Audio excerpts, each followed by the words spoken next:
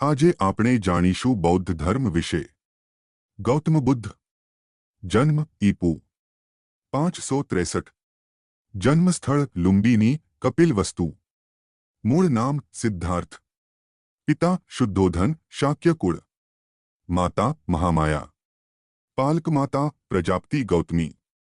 પત્ની યશોધરા. પુત્ર રાહુલ. અન્ય નામ તથાગત, સુગત, શાક્યમુનિ, શાક્યસિંહ.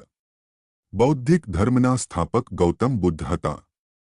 બુદ્ધે એક વખત વૃદ્ધાવસ્થા, વ્યાધિ, મૃત્યુ એ 3 દ્રશ્યો જોયા અને તે દ્વારા નિપજતા દુઃખોમાંથી મુક્ત થવાનો ઉપાય શોધવા 29 વર્ષની ઉંમરે સંસારત્યાગ કર્યો.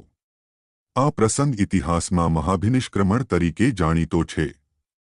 સૌપ્રથમ તેઓ આલાર કલામના આશ્રમે ગયા, ત્યારબાદ રામપુત્ર રુદ્રકના આશ્રમે ગયા. 6 વર્ષની તપશ્ચર્યા બાદ વૈશાખી પૂર્ણિમા એ નિરંજના નદી કિનારે પીપળ વૃક્ષના નીચે ગયા નામના સ્થળે બોધિ જ્ઞાનનો પ્રકાશ પ્રાપ્ત થયો અને તેઓ બુદ્ધ બન્યા.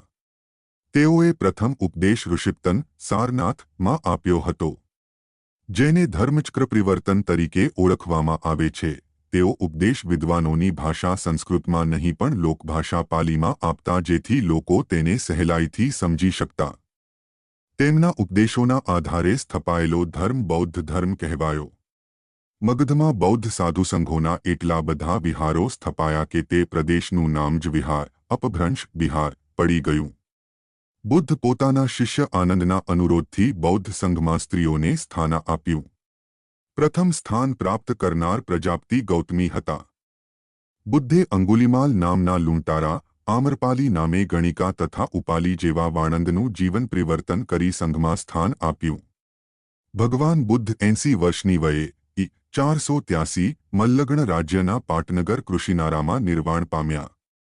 એક અનુશ્રુતિ પ્રમાણે મૃત્યુ બાદ બુદ્ધના શરીરના અવશેષોને 8 ભાગમાં વહેંચીને તેના પર 8 સ્તૂપોનું નિર્માણ કરાયું હતું. 3જી સદીમાં સમ્રાટ અશોકે બૌદ્ધ ધર્મ અંગીકાર કર્યો. તે બૌદ્ધ ધર્મના ઇતિહાસમાં શકવર્તી ઘટના ગણાય છે. બૌદ્ધ ધર્મનો પવિત્ર તહેવાર બુદ્ધ પૂર્ણિમા છે, કારણ કે આ દિવસે બુદ્ધ જન્મ, જ્ઞાન પ્રાપ્તિ, બોધિ અને નિર્વાણ પામ્યા હતા.